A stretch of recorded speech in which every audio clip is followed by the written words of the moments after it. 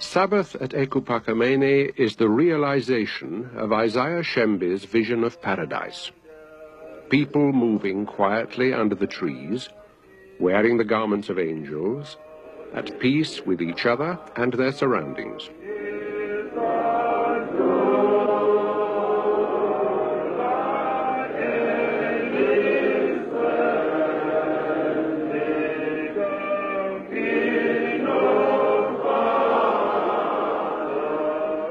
Most of the hymns the Nazarites sing are also the work of Isaiah Shembe. Though till near the end of his life he could neither read nor write, he composed these extraordinary melodies from some source he described as his dreams.